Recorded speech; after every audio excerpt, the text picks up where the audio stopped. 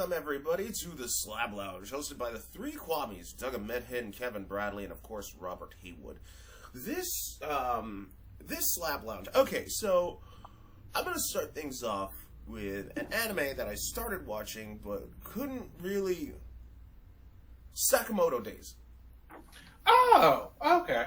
Okay. I was about to watch that after I finished watching Solo Level season 2. I haven't started Sakamoto Days, but I had been interested in the manga before I found out that it was getting an animation. So I had been kind of peeking over at the more original content. I only watched like half of the first episode, and I mean, I can see how it's funny, but it's still about a hitman. Well, Yeah, okay. I read It's the more review. like the fusion of a hitman and that one anime where the Yakuza becomes a household husband. Oh, It's kind of that feeling of the vibe Yeah. of those two being smacked together. So for those who don't know the premise, here's the thing. Hitman, he just finishes a job, comes to a convenience store, meets up with the clerk, and he falls in love with her. They go on dates, he retires, becomes a family man, he gets really fat, and he has 2 kids. And, yeah, there's this other dude that wants to learn from him or some shit, I think. Because he was stalking him. Sorta. Yeah. It's an apprenticeship thing, but it's not like friendship. No, it isn't. They're not besties, but well, because he was a legend, and it's like you heard about the legend, and it's like, oh, you found out where he is. And he's like, let me learn some tips. But to be fair, Doug, you only watched half of the first episode. All the reviews I was saying, like, they said the first episode slow. It starts picking up at the second episode. I'm not saying it's slower, it's bad. I just couldn't. he's just not hooked in yet. Yeah. Because there's another assassin anime. I'm trying to remember its second part of its name. Because it's the Tonketsu one. Because it involves the ramen shop. when they had the baseball teams and like the guy dresses like a girl but uses a knife. Yeah, because I was like, that might be something in terms of the assassins area that might draw your interest a bit more. Just because it has a little bit more, Well, here's what I guess you could say, actioning to being like they're assassins as opposed to treating it like, he's supposed to be this nice, lovable family man. Meanwhile, assassin. Yeah, but that Tonketsu one took me a while to get into it at first too.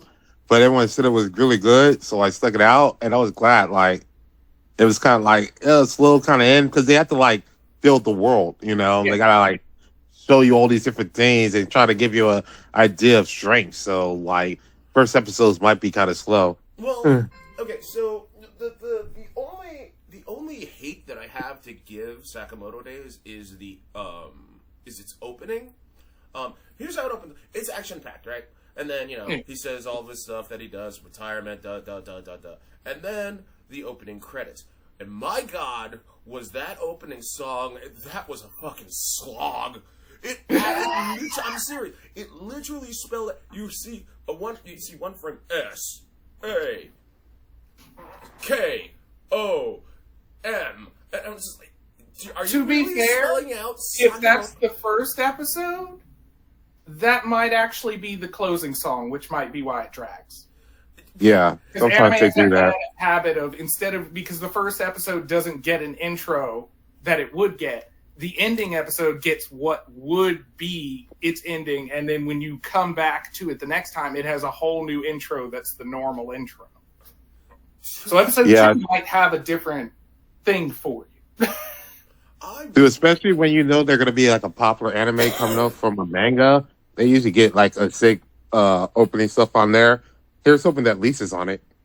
I mean, back in the day, you knew Larkenseal was going to be on it. Because, hell, Full Metal Alchemist, at least 3 of the seasons, they were the opening songs. Like, they changed got songs, that, but it's still the same band. I think they were on 2 of Hitman Reborn's. Mm-hmm. I think Such a slog. Bleach got 1. But Bleach was using a lot of the band, I think it was High and Mighty? They used High and Mighty, and they got Yui for Rolling Days. Yeah. But when Yui got out, Yui's been everywhere. Yui's Oh yeah, Wholeheartedly. Full Yui's Metal on everything. Alchemist, Yui's on Persona game soundtracks. Yui's everywhere. FMA. I still like the people who did Wow Rambo for when it was the Eisen arc for Bleach. I forgot who did that. Okay. Bleach. But that was a banger, man. Like Bleach is getting bangers. Most of the stuff is bangers. And you gotta know that from the first episode, from the first season, when they have this band Asterix. But I still like Flow, man. Trevor from Suika 7, man. To be fair, I still like some of the music of just the background music. Like, especially when we hit the Espada arc, you were like, oh, y'all were having fun with this. There's a lot of background sounds. If you really went and found the soundtrack and listened to the full song, you're like, yeah, I didn't hear all that during the battle, but yeah, someone's wailing on that guitar really good. You know who I really like? That I like all their songs after I listen to Fooly Cooly? The Pillows, man. Oh yeah, I still listen to the Pillows now. Yes. The Last Dinosaur. Them and Yoko Kanno from Cowboy Bebop. Yes. Yes. Yeah. I will fuck with those two any day of the goddamn week. Oh my goodness! But And you know who I listened to, and I started listening to more. I watched Yu-Gi-Oh! V-Rains. There's a band called Bandmate. It's a Japanese band, rock band. They all dress in like May costumes. You should listen to some of their songs. It's kind of interesting. I know them. I will say this though. I finally watched it. I finally watched the Philly Abbott crossover. When I went into this, I knew for a fact that the Sunny Crew would have to tone down their humor because there's no way they could. You're like, it's a bit too much. Yeah. But my God, I gotta give credit where credit is due. Danny DeVito and I forgot his name. He plays Mr. Johnson, the janitor. Those two going back and forth, that was the stuff of fucking legends, man.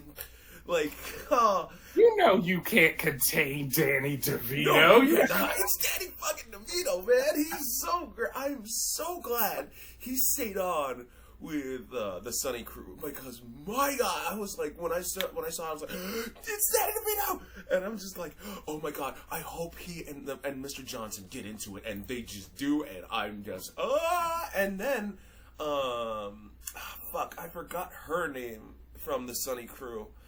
She had a crush on Mac for a bit. D? Yeah, D. Yeah, I don't know her name though. So okay, I know who you mean.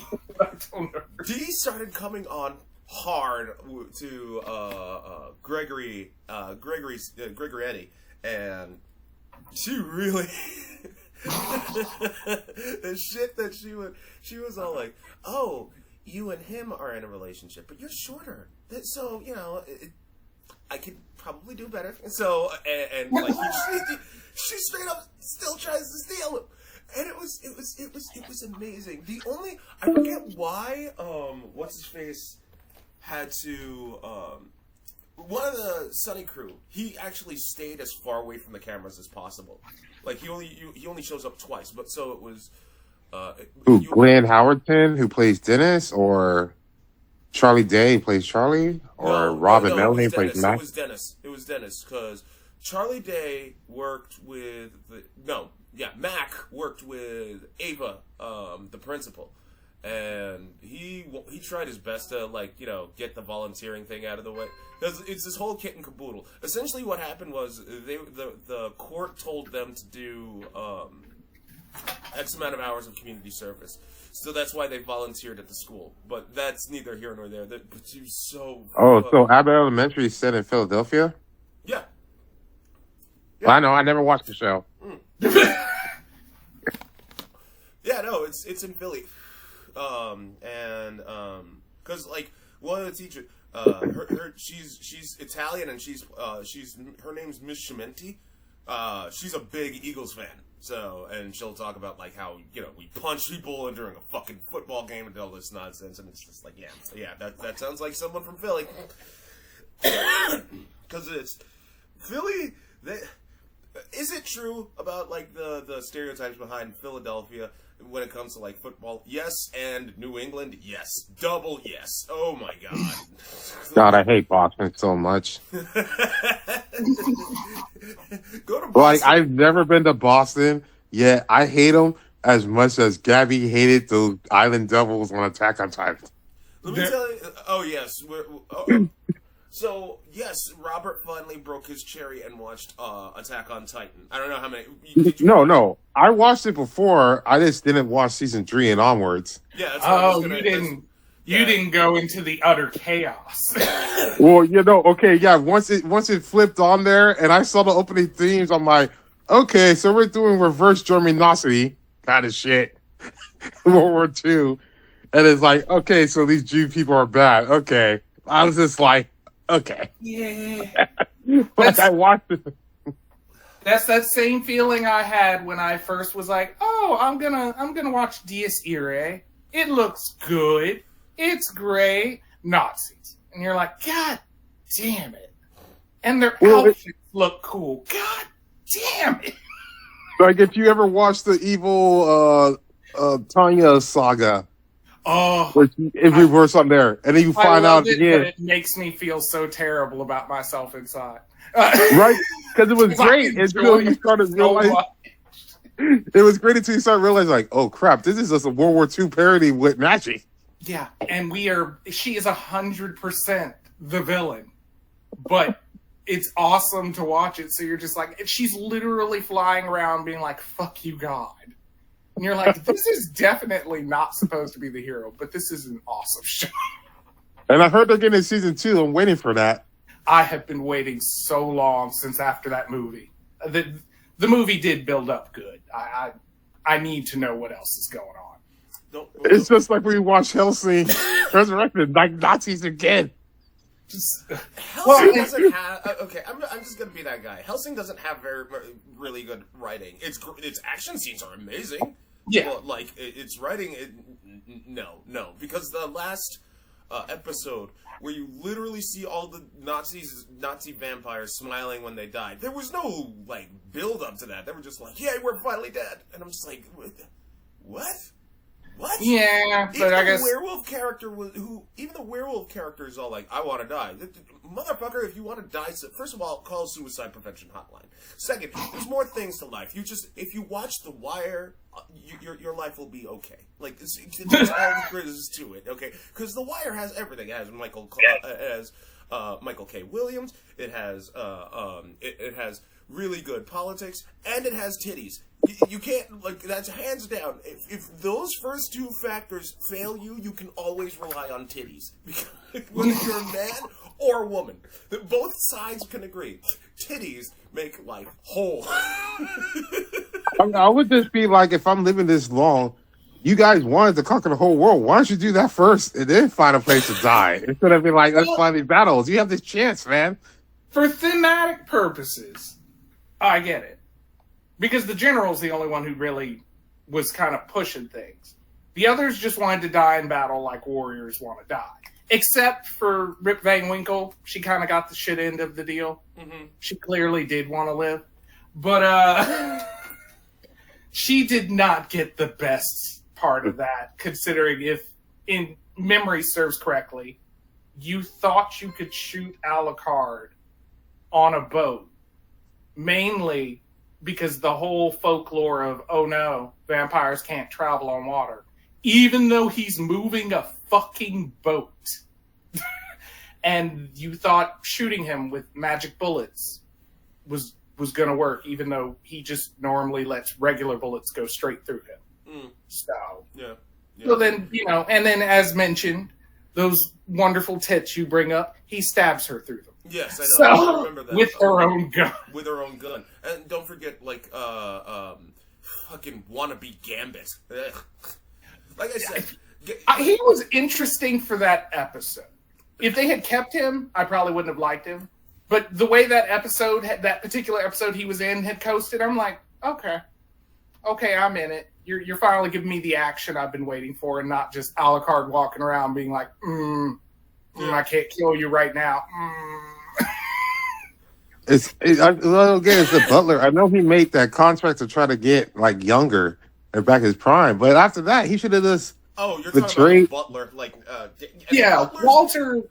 That part of the plot was confused. I could understand if you did it to be younger, but you did it to be younger just to fight Alucard again. No, Right. That's No. that's one of the stupidest fucking things. Like the reason, like I said, Hellsing doesn't have good writing. It doesn't. The characters suck. That they're one dimensional, etc., etc. I'll just watch it for the action scenes. That's it. That is literally it. There's nothing. Oh, and Ferris. Well, awkwardly, the OVA technically has the better writing. Yes. When they broke free and tried to wing it, because when they at least did, all their ideas were connected from the winging point. Yes. Yes. Agreed. Fully agreed. But we're coming close to time, and as much as I want to extend the Slab Lounge, it's 1:23, and we have to get ready for that meeting at 2. Damn. And I don't. I'll talk with you two about like what if we want to meet earlier, but I kind of don't, considering we're already because this anyway. Anyway, but I'm getting ahead of myself. Thank you everybody for tuning into the Slab Lounge. Be sure to like, comment, and subscribe. You all take care, and later on. Boop.